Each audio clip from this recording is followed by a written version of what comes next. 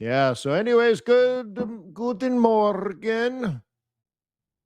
I forgot to bring up the website. Let me do that. QuantBox.co. Welcome to QB Live, where we get our global macro on. My name is Wayne McDonald. I'm the founder of this beautiful service we call QuantBox that automates all your macroeconomic research by gathering intelligence from private and public databases. We pull directly from the central banks, as an example. No, we don't scrape it off the internet. We actually pull the data in and then do comparative analysis of assets, which is pretty cool. We look at inflation, okay, market sentiment, employment, GDP, technical trends. Yes, it does technical analysis. Open trade positions for retail traders, for institutional investors. We look at seasonality, which helped us predict this fade that's happening. We've known this for weeks in advance. So very, very cool. My name is Wayne McDonald. I've been trading for 20 years. I'm also a Harvard-educated economist, and that's why I take technicals and fundamentals analysis. I take them and I smash them together in the alchemy of making money. But I always start with why money is moving around the world. I have to start with that. I have to understand why money is going from here or there. Is it going into the stock market or is it going into the bond market? Is it going into cash or is it going into commodities? All these things are important. And from there, once I have a fundamental bias, then I use technical analysis to confirm or deny the opportunities in front of me. So there is a process in this madness we call trading and investing. This, as an example, is the institutional positioning. Oh, what? Wait, what?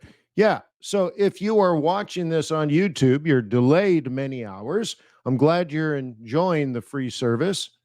But why don't you take the trial, become a retail subscriber, take the trial. It's $8. You get a week. Not only can you check everything out and look at all the pretty colors and be amazed, but there's also a 16-hour macroeconomic course included with your $8. And there's also, I don't know, a 2 or 3 hour statistical analysis course so that you understand all the tools that QuantBox offers you. So, anyways, if you're on YouTube, swing on by quantbox.co, take the trial. You'll get $8 worth. Let me promise you that. Anyways, let's get on with it because people did log in before 6:30 in the morning. So thank you for being a subscriber. That being said, let me remind you that trading is investing and investing is risky. Hang on. I need some more coffee. Trading and investing is risky. It's not appropriate for everyone. The government wants me to say that, by the way. It's not appropriate for everyone. The other thing they want me to say is past performance does not predict future results. Now, I say stay small, stay humble, focus on the long term, and never risk money you cannot afford to lose. All right, so let's get into QB. Okay, and just for those that are thinking about maybe risking the whole $7.90, here are your courses that come with your subscription. I mean, it's legit, no nonsense stuff. Each one of these is at least an hour long. Yeah, anyways, let's get on with it. Got to switch into the right Gmail account because I'm logging into the Google Cloud. Oops, wrong one. Boop, boop, boop, boop. This one. Ciao.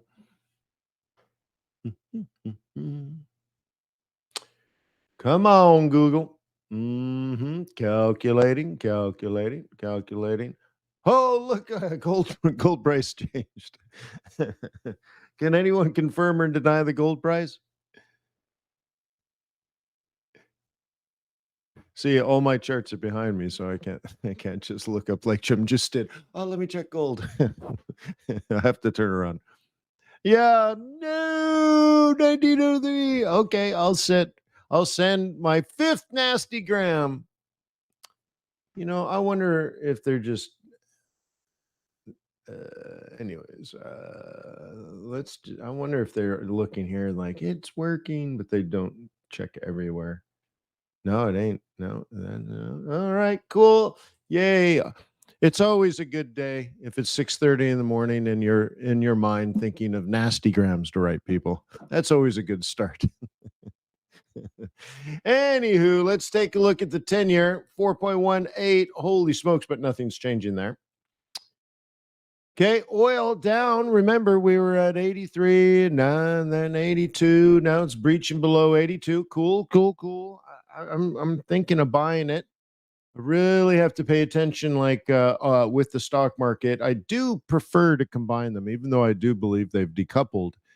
Um, Actually, I think they're going to inverse. But anyways, not quite yet, I guess is what I'm trying to say. S&P 500, okay, hanging in there, but looks like it's kicking off that, the technical resistance, which is beautiful for that other short. Euro dollar was 110, then was 109, now is 109 and a half. Smells like sideways to me. Bitcoin, I sat on it for 24 hours. It hasn't done anything, so I cashed out of a payment I received, and I've moved it to cash because I'm going to Cuba this weekend, and I want to do some economic research. I actually am doing economic research. Yeah. Anywho, anything changing here? No, not really. We went from a -2 to -3. This is still -3. Nothing's changing there. Okay, look at the mixed bag here.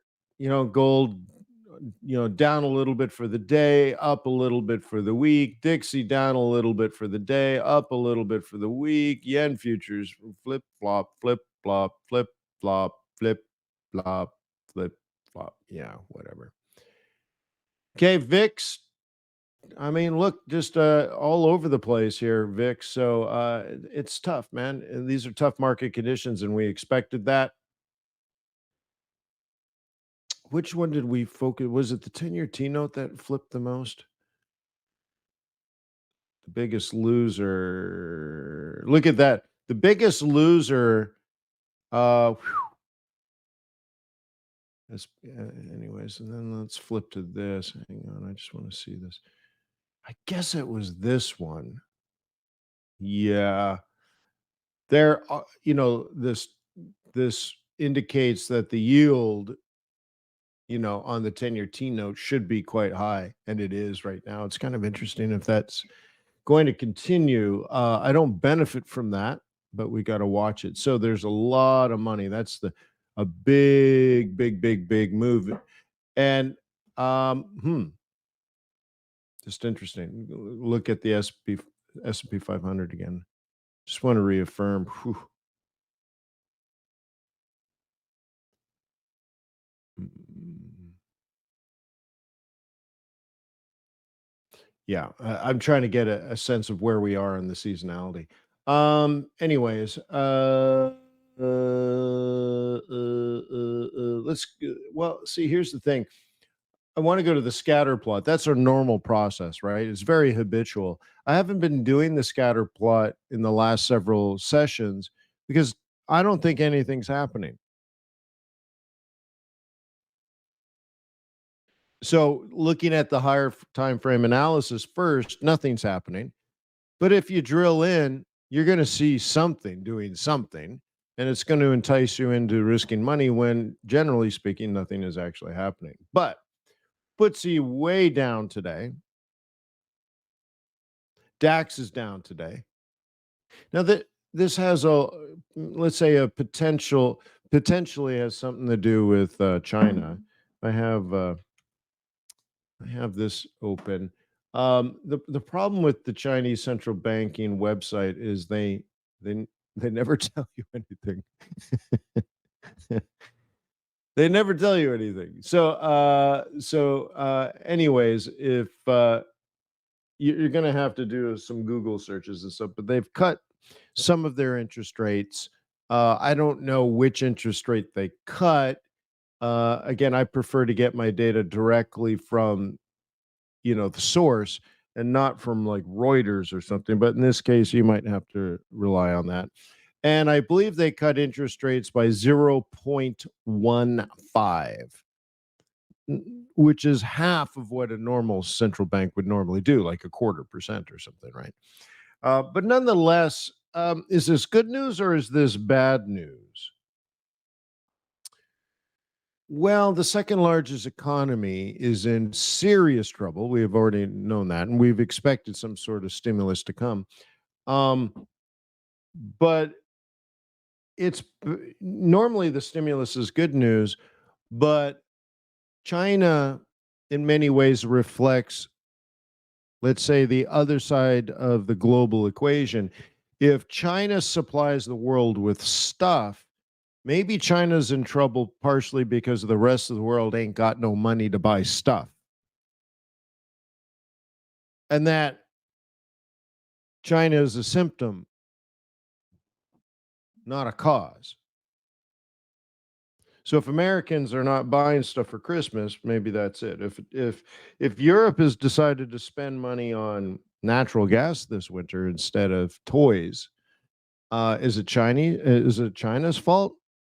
Well, China has a lot of challenges, but again, maybe it has something to do with a global slowdown, and it's a symptom, not a cause. Well, it it could be a cause of changing value of currencies, especially for natural resource providers like New Zealand and Australia. I mean, that's a direct cause if China stops buying their stuff. But why has China stopped buying their stuff? Well, it's because nobody's buying Chinese stuff. And and you see there's a circle of life.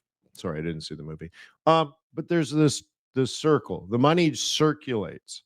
This is why we call it cash flow. Money actually moves.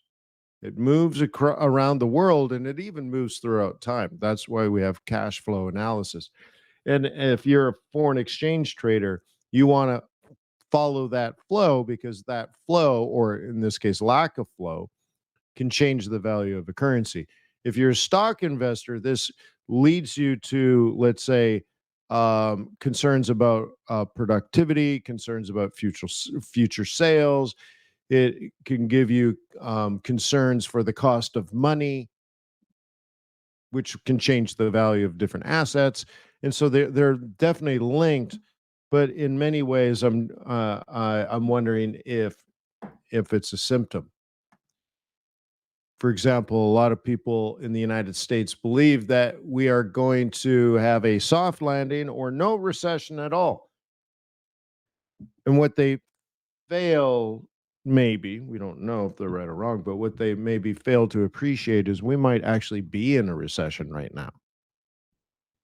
You're like, well, no, Wayne, okay, a recession is 2 negative quarters of GDP. Okay, then I'll let you know 1 year from now that we're in recession. What are you going to do about it then? I'll tell you tomorrow if there was a tornado, and I'll be able to tell because your roof will be gone. Well, maybe you should do something before the tornado rips your roof off. Or I don't know if that's a good example, but you know what I mean? Like going backwards to measure after the fact, it might just be kind of pointless. So there might be a tornado a coming, okay? Or we might actually be in the storm right now, and it's really hard to observe. Okay. So, anyways, yeah. So, I mean, and why would that happen? Well, savings are negative again in America. Credit card debt is up. Mortgages are ridiculously expensive. Okay. Credit cards are expensive. What the Fed was watching for is credit standards tightening. Credit standards have tightened. So for those that don't have access to capital and credit, money gets more expensive. So you decide you ain't got no money, but you want to lease a brand new Mercedes because you want to look good in front of the people at work. Um, well, it's either going to cost you more or you won't qualify. Another great example is you decided to buy a house. Oh, good for you. So now you qualify for a house half the size from a couple of years ago. You used to be able to afford a 10,000 square foot house. Now it's a 5,000 square foot house. Same amount of money. Or the bank looks at you and says, no. And you're like, what do you mean, no? We don't like your income to debt ratio. You're like, I was pre qualified 2 years ago. Yeah, well, credit standards have changed. So we will not lend you any money, anything. Unless you want to pay 10 and a quarter. Would you pay that? So, anyways, what happens is the economy changes. Eventually, it trickles down. Okay, now think of that cause and effect. So you don't buy, right? You don't buy a house. So Home Depot and Lowe's lose cash in the future because if you're a homeowner, I know you spend a lot of time at Home Depot on the weekends. So, anyways, going back to this here, we're looking at the scatter plot. This is just today, the now.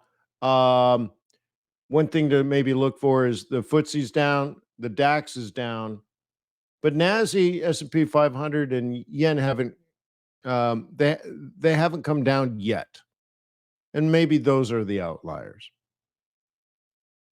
A lot of euro strength. Remember, I'm bullish on euro, euro, euro, euro, euro, euro, euro, euro. Okay, bonds, Bitcoin, they're all flat. Okay, a lot of Aussie weakness on this side.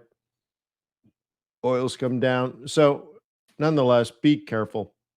If you get rid of the indices, again, CAD is weak, Aussie's weak, CAD is weak.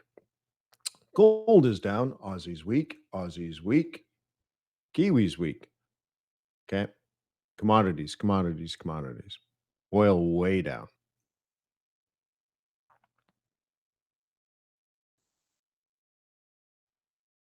USD Rand still the biggest winner. Kiwi's not a big deal.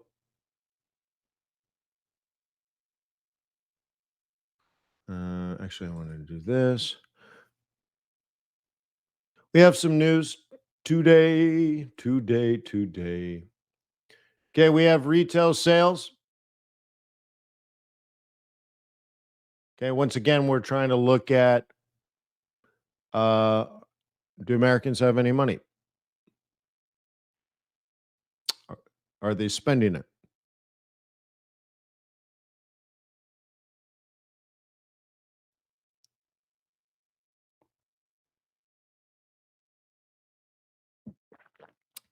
I believe in my example, I mentioned cars. I believe sales are like flat, 0% increase, and maybe even negative uh, out in the future. It's going to be cool. We talked about this briefly yesterday, but I can't help immediately thinking about these things. You're going to buy a car, wait 18 months. There's probably going to be a ton of brand new cars sitting on the lot, and they will be slashing prices. And if you time it right, if the Fed does cut interest rates, then you'll be able to get a half decent. If you're going to do some of it financing, you'll get a half decent rate again. This 8, 9, 10% is nonsense, right? You'd have to be a fool. Mama didn't raise no fool. I mean, really, signing up for 10% on a car that's guaranteed to lose money. I mean, you're going to lose what, 25% a year and pay 10% for the privilege of that asset? Like, you can't get a used car? Really? That much pride attached to the car? Yeah. Anyways, what else? So, new motor sales. So we'll be able to find that out of Canada.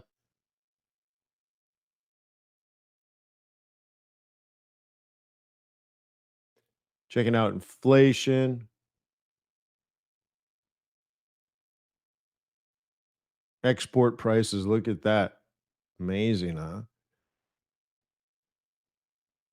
Look how low this is a form of commodities, right? Yeah. So I know you guys know everything and you're following everything. How about frozen concentrated orange juice? up 400% this year. Oh, now I had a theory actually maybe 10, 15, 20 years ago. I don't know. When I was eight, I had this theory that in the future, orange juice would only be for extremely wealthy people, be like drinking gold. See you, B Rat. Yeah. So, anyways, way up, huh? Yeah, way up. Interesting. So, anyways, Canadian inflation, that's going to be a doozy, but obviously retail sales is going to overshadow that. But, as you recall, probably from Monday's, I guess yesterday's stream, there's a lot of pound news this week. But there's still, and quite a bit of CAD, we'll say as well. The big ones for the US is today's retail sales. And then we have that meeting minutes that I don't think is a market mover, but something you should put on your reading list and actually read it. But anyways, yes. So this inflation level, uh, it's only important in your. It's only important to the level or the degree to which it would make the Bank of Canada change its current policy, which would probably be nil.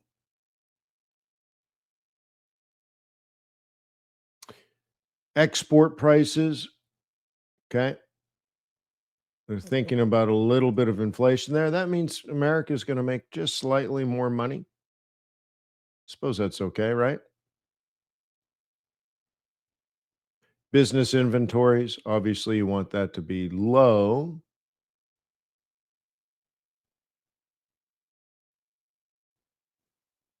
I've shown you this several times, but the value of um, milk products correlates very highly with the New Zealand dollar. Now, the surprising thing to me is that it's on this calendar as a Kiwi news. I don't recall. I mean, I've been teaching that correlation since about 2007. I don't recall ever seeing on a calendar that says global dairy trade price, trade Kiwi dollar. So, anyways, that's kind of interesting. I'm like, that used to be my alpha. That used to be one of Wayne's secrets. If I had to wow you, pull a rabbit out of the hat, that would be one. I guess now it's common sense, common knowledge. Cool. Anyways, RBA meeting minutes. Yeah. Anyways, lots going on this week. Make sure you do those reading pieces. Now let's go out into the world. Mm-mm-mm. What is the date today? 15th. Yeah. Okay. All right. So here's the S&P 500. And I am a bear. Yesterday I was chewing on my fingernails, so to speak, worrying that this sucker rallies too early. I am relieved that it's falling. It's a weird world, right? Where you're praying for, the asset to fall in value. But as sort of as a reminder, on the left here, let's delete this. In this period right here, I essentially started hedging, if you will. Not really, sort of. I mean, I'm always hedged now. Um, but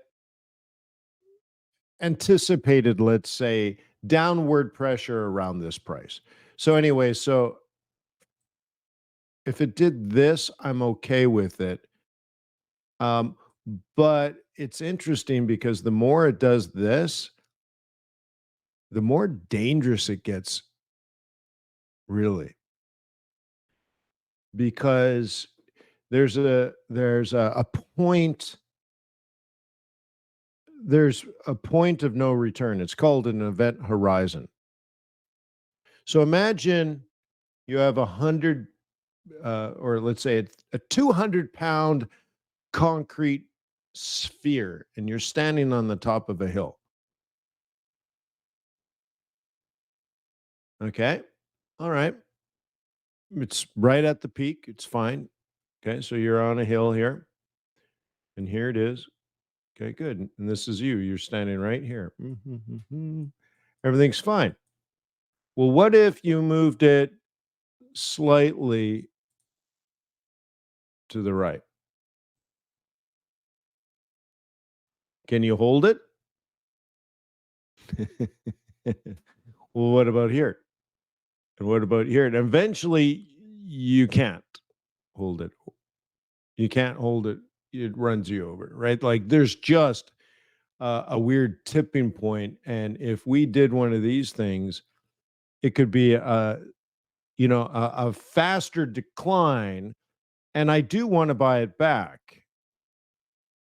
but we don't know at what price. And we don't even know at what time, like what day is the right day. So to me, it's a very delicate ask. I don't mind this falling, but I don't want it falling too fast. So I've already pointed out that sort of my best case scenario, I think, is 4,000 or 4,100. Okay. Which, by the way, is roughly 10% from this top. But I don't want it to go to 3,000, you know? Like you got to be careful of what you ask for. So we got to be careful. What I would like is just a small little fizzle fade into September, and somewhere in September. Okay. And just to add a little bit of value on top of what I normally add, what I've seen many times, and I can't prove this with QuantBox, but not only in that window of opportunity between the third week of August and third week of September, very often what it does is it rallies third week of August, and then September starts bullish, and then September comes back. And around the third week of September, we kind of double bottom before we go up.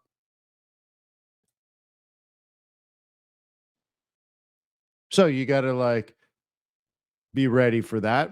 Many years I've traded this pattern and it does this. And somewhere around third week of August, it okay, could be the first week of September, whatever, but it goes from fading over the summer to suddenly risk on again. Money comes back from summer holidays and gets deployed. Money is redeployed into the stock market. It goes up. In other years, it double bottoms first. It's closer to October. Cool. So we don't rightly know, but I hope we don't go down here because that's going to be, if we're below 4,000, I think we're in a real risk, I would say, of a nasty recession. It's not a 10% decline. It could be a 36% decline, right? That kind of thing. Like, I'm not ready for that. That's not what we're talking about today. Is there a recession in the cards? Very possibly. We all know it. We've all talked about it, but does it have to be September? No. So I'd rather it not be September. What we've all predicted, regardless of potential for recession or not, is the stock market will fade in August. Okay. But I don't want it to be the full bore recession yet. Okay. So, anyways, so we're at that key first price, but I think there's a little more pain in this. Let's get rid of some of these, right? We'll get rid of some of these. And get rid of that too. You can measure top to bottom and do your fib analysis. Okay. If you're measuring that from a bottom, so 4K is the bottom. A 618 is, let's just call it 4250. Would you buy it down here at 4250? Yeah, maybe. Yeah. So, anyways, it's our job to pay attention now. So, yeah, so a fade, but not a recession is what I'm hoping for.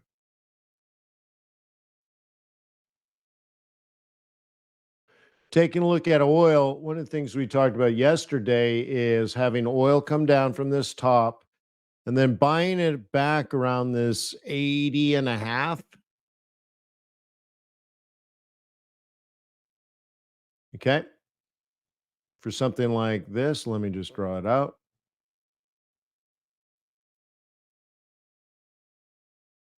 Okay. Now, if there's a true recession on the way, it's not likely to go higher. Not with falling demand. Now, it might go higher because Saudi Arabia or somebody else decides to slash supply. That's the other side of the equation. But a recession would kill demand. So if there's no recession and the stock market wants to rally in September, October, November, then oil's going to go up with it, is my thought, until it becomes too high. So if oil could be, I mean, honestly, you could be buying a dip at 80 and we're going for 120. And if we are going for 120, then I think at some point that's what kills the stock market. That's the thing. Because then inflation comes back around the world. Who doesn't get impacted by higher energy prices? Like nobody can escape that.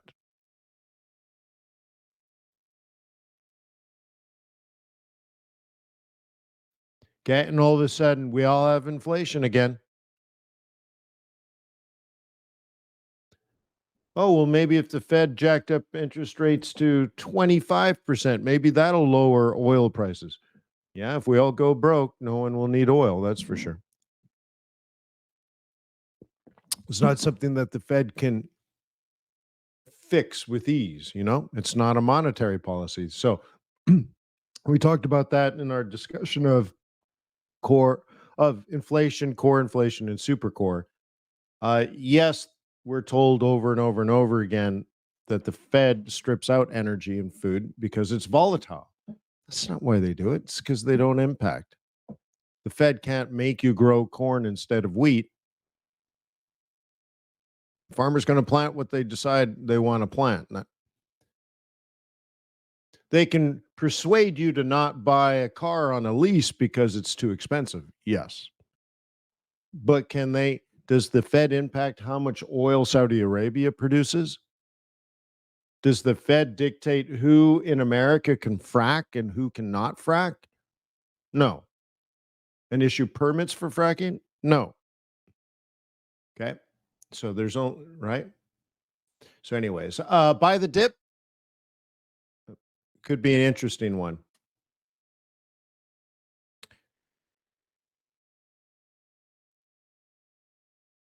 Could be very interesting. Going back to gold.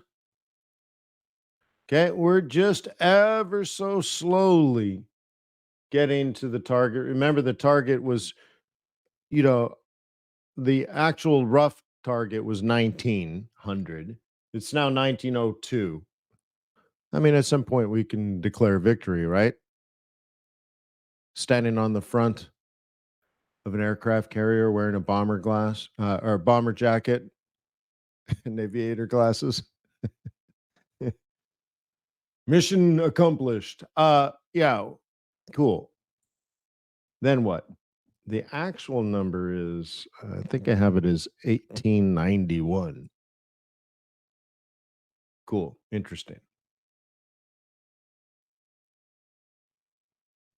Then what? I don't know. If inflation comes back, then I will buy gold. So it'd be interesting. Oil going up might force me to buy gold.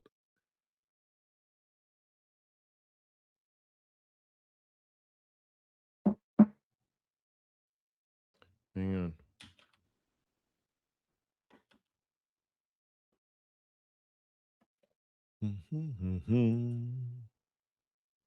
So we could pay attention to commodities, huh? Disinflationary.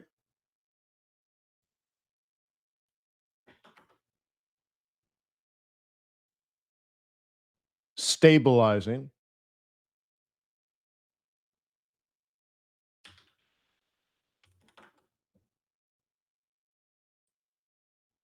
Okay. Stabilizing.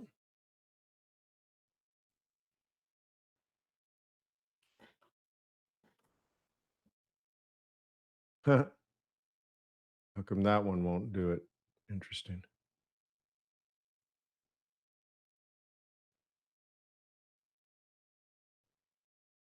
May, June, November. So that's 1 year.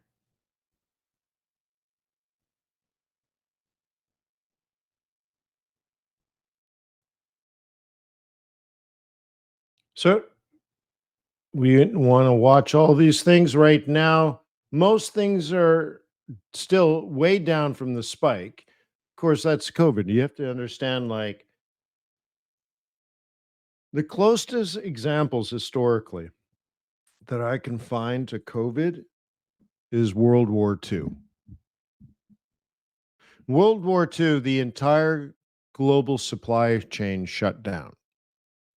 Asia, Americas, Europe, right? All the way to Russia and all the way around the world, right? Like the entire global supply chain shut down, like COVID. There's not too many examples of it otherwise, right? And then when there was peace, then there was shortages of stuff. In many cases, over demand. And then we had a period of high inflation. Kind of interesting. Oops. I'll get it. So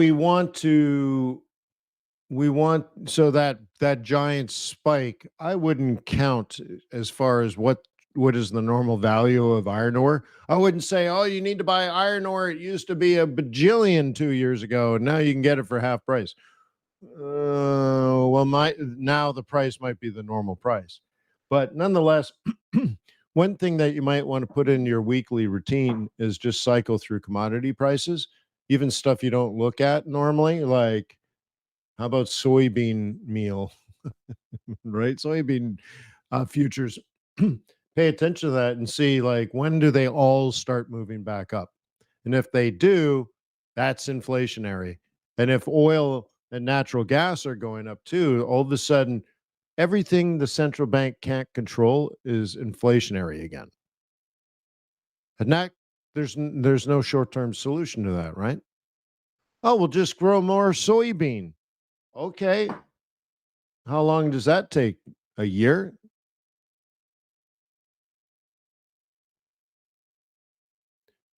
Okay.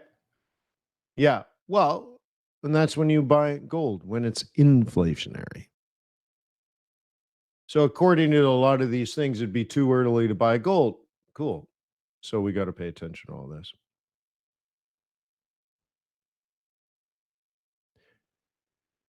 Okay. And now just quickly here, looking at the longer term indices, dollar's still strong as expected.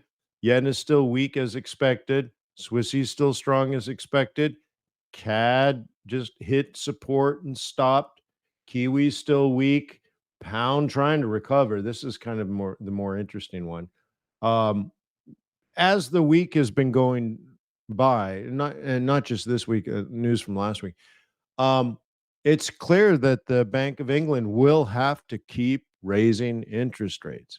Now, we were worried that they had 0% GDP, and that we're getting signs that the economy isn't as bad as it may have seemed. But nonetheless, that bad news would be disinflationary.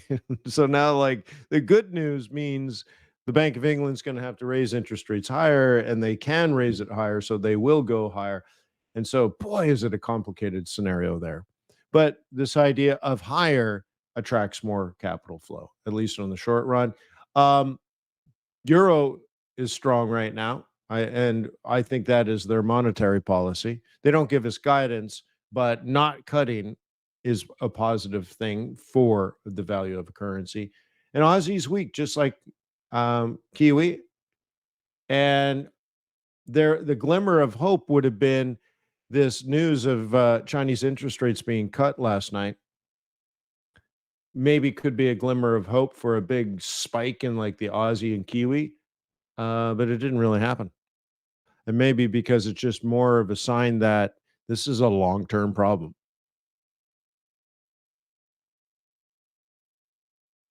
It's a long-term problem. What it could just be the beginning. China might be 6 months ahead. We're not ordering stuff for Christmas. There isn't anything to do. Why aren't we ordering stuff for Christmas? Or in this case, retailers. Okay. So maybe we feel it 6 months to a year from now. They already feel it. So I recently went through the producer price index for China and correlated that to American inflation. And it seems to me China precedes. They're a leading indicator for us because we're looking in the mirror. If we buy stuff from China and they make it and send it to us, the fact that there's no orders is the problem, or in this case, is the reflection that we're looking at. And what we see is we're broke. But we're pointing our fingers like, China's bad. They're a bunch of communists and they're running their economy in the ground. You're like, well, we're a bunch of capitalists and we're running our economy into the ground. Right. So remember, when you point in the mirror, it should be pointing back. If you don't see that happening, you're delusional. Right. So, anyways, it could be a symptom. So we have to pay attention to that. But meanwhile, you wake up in the morning and you sell the Aussie and you sell the Kiwi, right? You wake up in the morning and what? Sell some yen. Okay.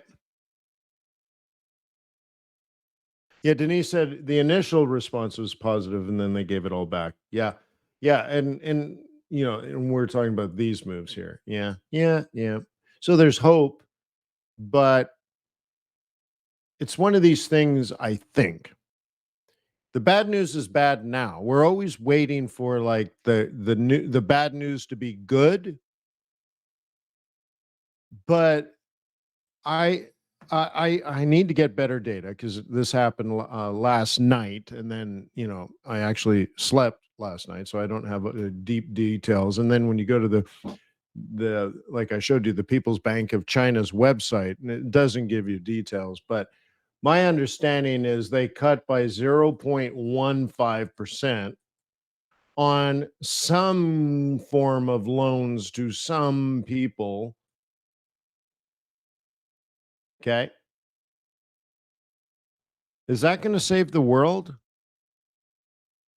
I mean, it's good news, I suppose, that they recognize there is a problem. But are they going to save the global economy with that? And I think that's what happens. That everything fizzles out. Where you're like, you know, China stimulus, right? And you're like, "Oh, maybe actually at the end of the day, it's no big deal at all, right?" So, so we got to be careful there. Um, and maybe it'll matter down the road. Maybe it's just summer. So, anyways, be careful out there. This is still expected to be one of the slowest weeks out of the year. What we've been expecting for the month of August is even if the stock market is up, it should be fading. And unless we are currently in recession or going into recession, then I expect this in the S&P 500, for example. It's really just risk on, but whatever, translate it to whatever you want. That's the plan right now. And we're somewhere in, here. And I think at some point in the next 5 weeks, we change direction. Sweet. That's optimistic. Well, I'm a natural lover. I'm a natural optimist. I'm an entrepreneur. I believe the world will get better. You ever see an entrepreneur that thinks everything is going to hell in a handbasket? No, they wake up and they fix it. Right. So, anyways, I'm an optimist. I'm like, yeah, I understand. I understand all the risks of the recession, and more than most people. I understand the reality, but I'm going to play the optimist play that we're going to get through the fourth quarter just fine, and that the recession is next year. But the charts don't lie either. So at some point, I got to be smart and know that I'm right and I have an opportunity to buy a dip. Right now, it's making lower highs and lower lows. I can't buy that if I'm a bull. And I'm a bull, but I'm not even a bull now. I'm going on vacation this week. So I've planned on bullishness next week, probably a couple weeks after that. Like it's coming, but it's too early. Um, okay, cool. So now I got to be patient and wait. I'm already hedged, so this fade doesn't hurt me. The bigger thing is, what if the dip turns into a drop? Then I got to go somewhere in that window between the third week of September and the third week of August. In that little window, I have to change strategies.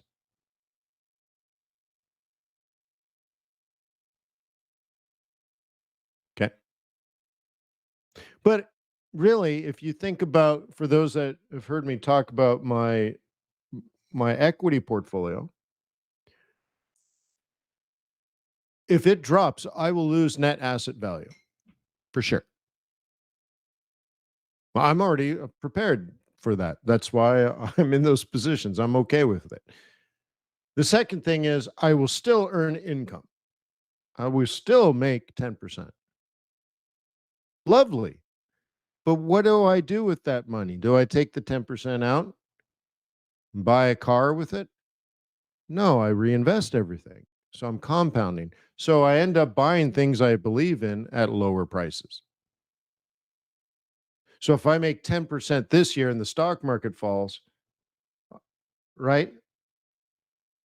Cool. Now I own more. And in a weird way, compared to now, I'll earn 11% next year, right? Because I'll buy more of the assets. I'll own more of the assets.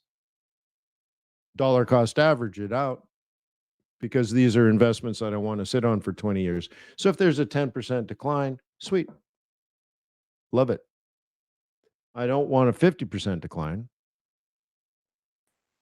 but a fizzle fade, it's called normal. Okay. So, anyways, so that's what I'm hoping for, a dip, but not a drop. And so we will have to make those decisions in real time together. So thank you for being part of the QuantBox community. I hope these daily live streams are helpful, because QuantBox is very informative, but there's a lot of information. Okay. Dare I say the biggest risk is there's too much information, but it's better to be informed than to not. That's Confucius, by the way. Confucius says it's better to be informed than to not. Um, and then we have to use our technicals, right? So I got a question yesterday. They're like, QuantBox said bearish on something, and they were struggling, and they were not having success selling. And then I pull up the pair, and it's bullish. I'm like, well, what the hell are you doing selling something that's bullish? Well, QuantBox says it's bearish. No, QuantBox says the economic data suggests bearishness. But if the technicals are up, it's up. You don't sell uptrends ever. And QuantBox would say +1 on something that you would, in the technical side. Technical trend is a +1. Well, if you're a bear, you don't sell +1s. So don't look at it and say, QuantBox told me to do something. No, it did not. It's automating your macroeconomic research. You still have to do your job and you still have to do technical analysis, and you want to line your technical analysis up. So let me see if I can just quickly. Is this the one? I think I have different iterations here. To let me just randomly grab I don't know, grab one Euro Swissy neutral. Great. And I suppose they're all neutral. Neutral. Bullish. Uh, yeah, well, most of the time they're going to be lined up. Let me do it this way. Let me see if we can find one. Okay, very bullish with a slight bullish trend. Ooh, there's not many here, actually. I know you will find situations where something is bullish, but the trend is not bullish. In that case, you don't buy something that is technically falling. That's all I'm trying to say. You need to line up your technical analysis with your fundamental analysis. So if I pick Aussie and for whatever reason it said Aussie Kiwi is bearish, well, it's not technically bearish now. So you'd have to wait, okay, and then sell a lower high. And that's your plan, right? Your job is to still do your technical analysis. So anyways, peace on earth. May the pips be with you. May our profits be above average. I'll see you when I see you. Cheers.